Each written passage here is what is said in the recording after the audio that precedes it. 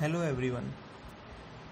आज हम class 9th का पॉलिनोमियल्स का चैप्टर करेंगे, जिसमें हम डिस्कस करेंगे दो पॉलिनोमियल्स को कैसे डिवाइड किया जाता है, उसका क्वोशिएंट और रिमाइंडर कैसे निकाला जाता है। तो उसके लिए सबसे पहले तो आपने लोअर क्लासेस में पढ़ा होगा जैसे कि भी दो नंबर्स को डिवाइड कैसे किया जाता है। जैसे मान लीजिए 10 है, ठीक है, 10 को मैं डिवाइड कर रहा हूँ 2 से, तो आप क्या करते हो, ठीक है, आप रफ में करते हो, ऐसे माइनस कर दिया, ठीक है। तो ये यहाँ पे आपका ये रिमाइंडर होता है, ये क्वोशिएंट होता है, ठीक है, ये डिवाइज़र होता है, ठीक है, ये डिवाइज़र, ठीक है, और ये होता है डिविडेंड, ठीक है, ये होता है डिविडेंड, ठीक है। आप इसको चेक भी कर सकते हो, है ना, वो वाली थ्योरम लगा के, डिवीजन एल्गोरिथम लगा के, ठीक है, जिसमें क्या होता है डिवाइज़र इनटू क्वोशिएंट, ठीक है, plus remainder is equals to dividend, ठीक है।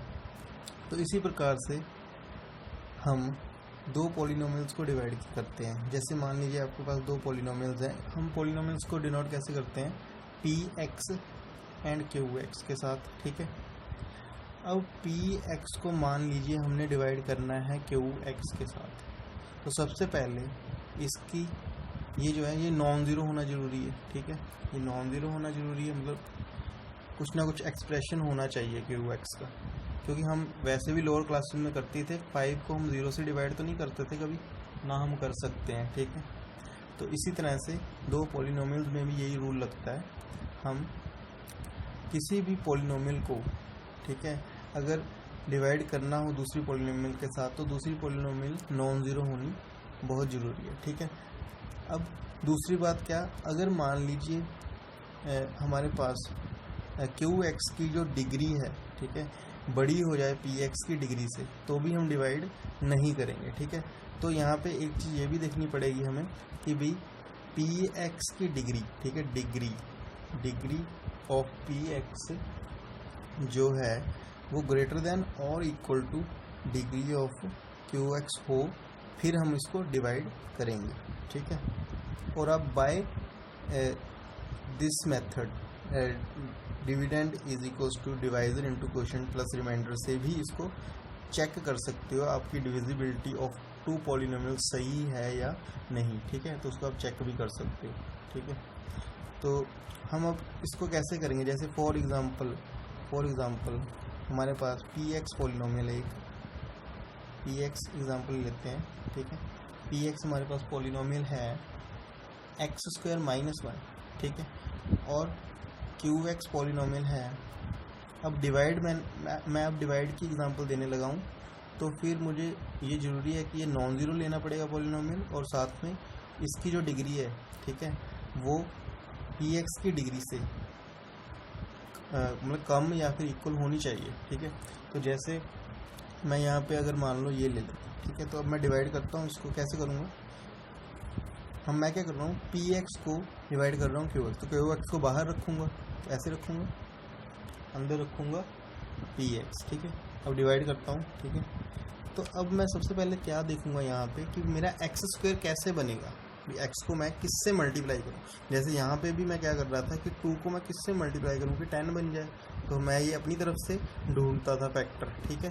तो इसी तरह से मैं यहाँ पे भी करूँगा, x को मैं किससे मल्टीप्लाई करूँ कि x² बन जाए। तो यहाँ पे क्लियरली दिख रहा है कि x को मुझे x से करना पड़ेगा, तो मैं क्या करूँगा, पूरी जो बाहर लिखी हुई है मेरे पास क्यू एक्स पॉलिनोमियल, ठीक है, उसको x से मल्टीप्लाई कर दूँगा, ठीक है। तो मेरे पास क्या आता है, तो x² + x आ जाता है। तो मैंने क्या किया, इसको x से मल्टीप्लाई किया, ये मेरे पास आ गया x² + x, ठीक है। अब जैसे यहाँ पे हम 2 से 5 करने पे 10 लिखा, फिर उसके बाद माइनस किया, यहाँ पे भी माइनस होगा, ठीक है। तो जब हम माइनस करेंगे तो ये सारी पॉलिनोमियल के साथ माइनस आ जाएगा, तो यहाँ पे ये प्लस है, यहाँ पे माइनस आ जाएगा, ठीक है, ठीक है। तो यहाँ पे भी माइनस आ जाएगा। अब क्या होगा, यहाँ पे ये प्लस है, ये माइनस है, ये कट जाएगा, ठीक है। तो यहाँ पे क्या आएगा, यहाँ पे मेरे पास बच जाएगा माइनस का x, क्योंकि अब ये माइनस दोनों के साथ मल्टीप्लाई हुआ है ना, ठीक है, नीचे वाले से साथ मल्टीप्लाई होना है माइनस में, ठीक है। तो ये आ जाएगा मेरे पास माइनस एक्स और ऊपर वाला -1 ऐसे ही आ जाएगा, ठीक है। फिर मैं इसके बाद देखूंगा कि भाई मुझे एक्स के साथ किसको मल्टीप्लाई करूँ कि माइनस एक्स मिले, तो क्लियरली मुझे -1 से मल्टीप्लाई करना पड़ेगा। उसके साथ मैंने मल्टीप्लाई किया तो क्या मिला मुझे, -x -1, तो मैंने -1 के साथ मल्टीप्लाई किया तो -x -1 मिला। फिर से अपने आप ही ये प्रोसेस है कि भी नीचे वाला माइनस होना जरूरी है, तो माइनस को जब मैं दोनों के साथ मल्टीप्लाई करूँगा यहाँ पे प्लस आ जाएगा, माइनस की जगह में यहाँ पे प्लस आ जाएगा, यहाँ पे भी माइनस की जगह में प्लस आ जाएगा। अब ये प्लस का बन गया, ठीक है, माइनस का एक्स प्लस का एक्स क्या बन जाएगा, कट के 0, ये भी माइनस का एक्स, अब प्लस का एक्स प्लस माइनस का 1 प्लस का 1, तो ये कट के फिर से 0, तो यहाँ पे मेरे पास रिमाइंडर क्या आता है 0, ठीक है। और ये आ गया मेरे पास क्वोशिएंट, ठीक है, क्वोशिएंट और रिमाइंडर मेरे पास निकल के आ गए। इसको आप चेक भी कर सकते हो, ठीक है, वो हम बाद में करेंगे, ठीक है। ये वाली एग्जांपल में हम चेक करके देखेंगे, ठीक है। तो जैसे ये वाली एग्जांपल में भी अब हम फिर से डिवाइड करके देखते हैं, आपको ज़्यादा क्लियरिटी होगी। तो px मेरे पास 3x² + x -1 है, तो अब मैं gx के साथ डिवाइड कर रहा हूँ px को, तो x + 1, तो ये मैंने बन गया। अब मैंने यहाँ पे मुझे क्या चाहिए, 3 × x² चाहिए, ठीक है। तो इसको मैं x + 1 को किसके साथ मल्टीप्लाई करूँ कि 3x² आ जाए, 3x के साथ करना पड़ेगा, ठीक है। तो मेरे पास क्या बनता है, ये 3x² + 3x, ठीक है। तो मैंने क्या किया, यहाँ पे 3x से मल्टीप्लाई किया, ये मेरा बना 3x² + 3x। आप पहले रफ में कर लीजिए मल्टीप्लाई, ठीक है, स्टार्टिंग में, बाद में जब आप प्रैक्टिस हो जाएगी तो आपको रफ में करने की ज़रूरत नहीं पड़ेगी, सीधे ही आप लिख लोगे, ठीक है। तो यहाँ पे क्या होगा, फिर से माइनस आएगा यहाँ पे, ठीक है, फिर से यहाँ पे माइनस आ जाएगा, ये कटअप हो जाएगा, ठीक है, 0 हो जाएगा। यहाँ पे माइनस का, क्योंकि -3x + x है, ठीक है, तो बड़ी वाली जो हमारे पास वैल्यू है वो 3 माइनस की है, तो माइनस का साइन आएगा, ठीक है, तो माइनस का 2x, ठीक है, -1 एज इट इज़ नीचे आ जाएगा।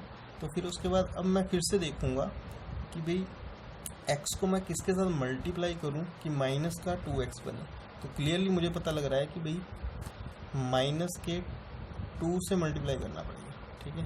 तो x + 1, तो क्या मेरा बनता है -2x -2, तो फिर क्या हुआ, यहाँ पर मैंने -2 से मल्टीप्लाई किया, -2x -2 बन के आ गया, ठीक है।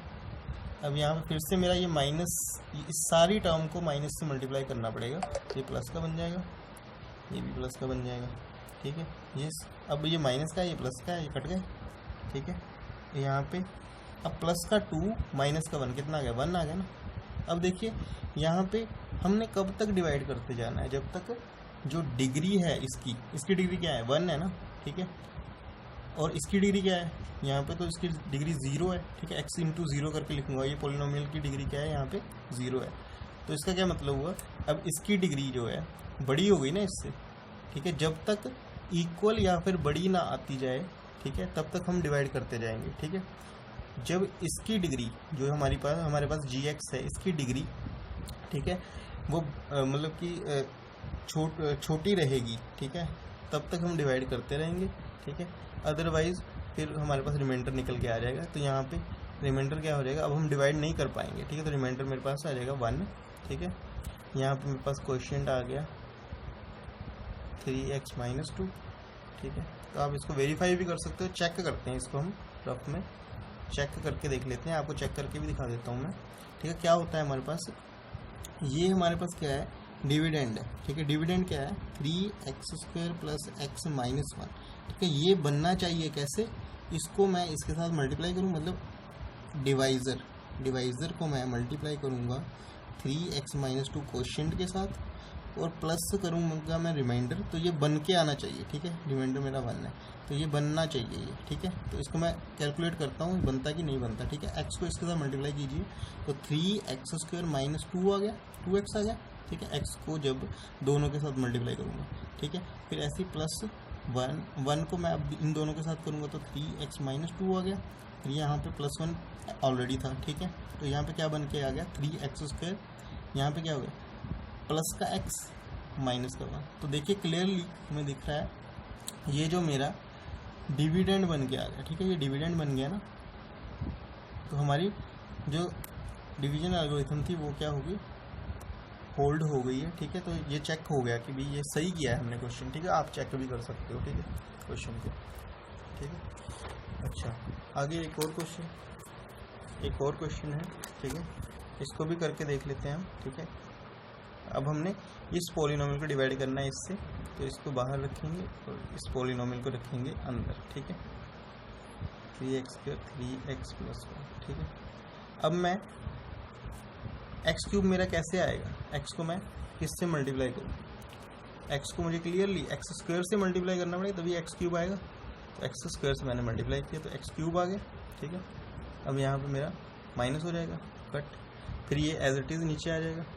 ठीक है, फिर मैं क्या करूँगा, अब मैं यहाँ पे 3x से मल्टीप्लाई करना पड़ेगा x को, तभी मेरा 3x² बनेगा। 3x से मैंने मल्टीप्लाई कर दिया तो 3x² आ गया। ठीक है, फिर माइनस कट गया, फिर 3x आ गया। ठीक है, फिर ये 3x नीचे आ गया। ठीक है, तो फिर मैं अब इसको x को किससे मल्टीप्लाई करूँगा, 3x बन जाए, +3 से करना पड़ेगा, तो 3x आ गया, माइनस फिर कट गया, फिर ये प्लस का 1 नीचे आ गया। अब तो मैं देखो 1 x की डिग्री क्या है, यहाँ पे 1 है ना। ठीक है, यहाँ पे क्या है, x की 0 है डिग्री। ठीक है, x की 0 डिग्री है, तो अब मैं आगे डिवाइड नहीं कर पाऊँगा। ठीक है, ठीक है, तो फिर ये क्या मेरा हो जाएगा, रिमाइंडर हो जाएगा।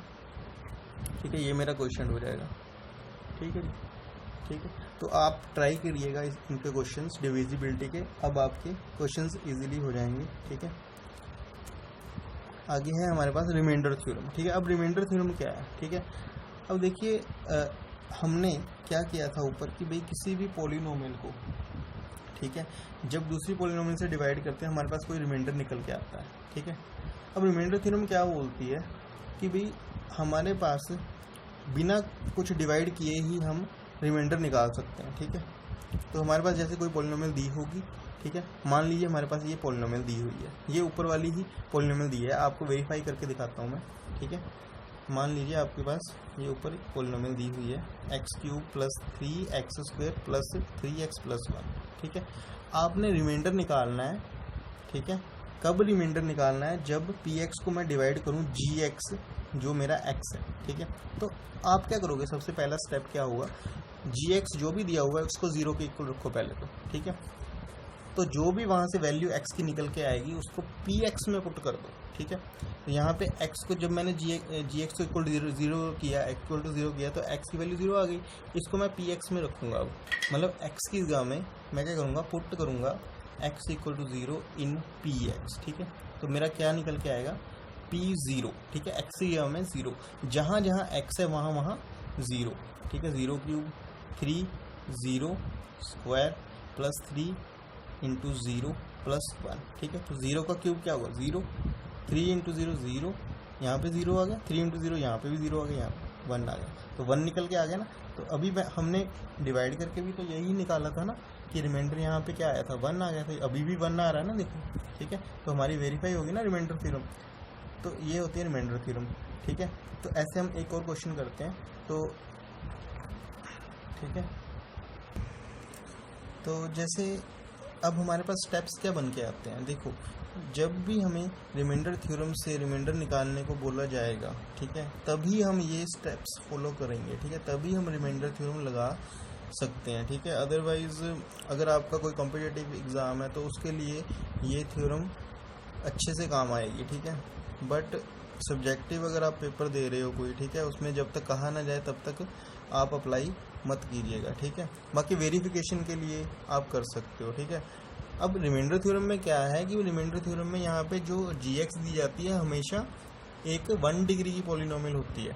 ठीक है, उसी के लिए ये थ्योरम। ठीक है, ऐसे नहीं कि यहाँ पे 2 डिग्री की पॉलिनोमियल के लिए हम निकाल रहे हैं। ठीक है, तो इसलिए ये ध्यान में रखिएगा, यहाँ पे 1 डिग्री की पॉलिनोमियल होनी चाहिए। ठीक है, तभी अप्लाई हम कर सकते हैं। ठीक है, जैसे अगला क्वेश्चन है हमारे पास, हमें बोला गया है कि रिमाइंडर निकालो जब हम ये जो पॉलिनोमियल दी हुई है px है ये सारी, ठीक है, इसको डिवाइड करते हैं x + 1 से। तो पहले तो हम लेट कर लेंगे ना सोल्यूशन, लेट। अब मैं स्टेप्स बता रहा हूँ कि कैसे कैसे आप इसको अप्लाई करोगे। ठीक है, लेट कर लोगे आप, px क्या है आपके पास, जिसको डिवाइड करना है उसको px मान लेना है। ठीक है,